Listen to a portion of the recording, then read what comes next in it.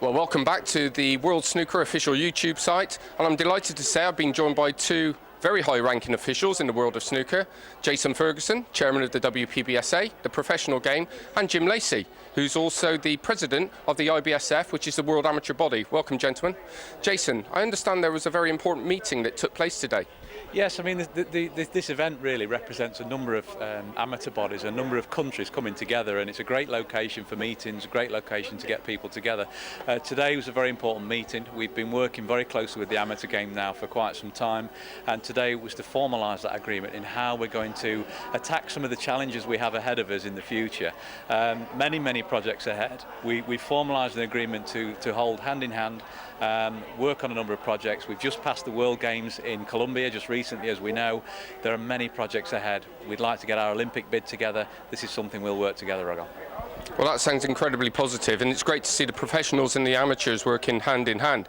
Jim, we hear lots about the professional game, but the World Amateur Body, the association, how's the state of play at the grassroots level?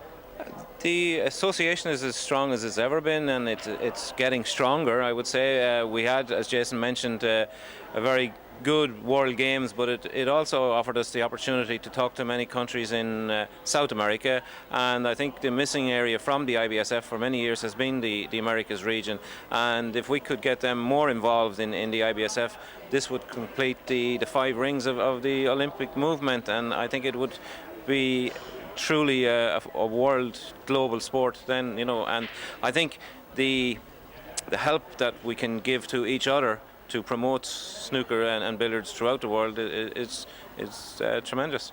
I understand it's not all about tournaments. There's referees, there's coaching, there's a wide variety of subjects that you guys want to work closely on. Yes, we would love to be working more closely with the WPBSA and the professional game, and you know, I'm sure that there is lots of help that we can bring to each other, and certainly it's about the grassroots of the game, about developing the sport in the schools, in the youths, getting people involved in the game from a young age, increasing the amount of coaches that there is in the world, increasing the amount of referees, and I think together, you know, working together on this, we can do wonderful things. And I think people perceive the sport as just the game of snooker and billiards, as it's not as separated as professional and amateur. I think everybody sees it as one sport, and that's the way I would like to think of the game for the future.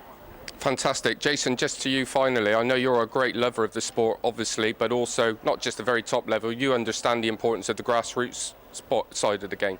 Absolutely. I mean, the future of any sport is in participation. If your participation falls around the world, your sport will suffer. You know, and it's not just about what you put on the television screens. There is so much going on behind the scenes, which is creating more interest, more activity.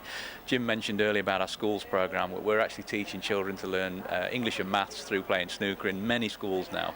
Very exciting projects, and we can't do this alone as a professional game. You know, we run a successful global World Snooker Tour.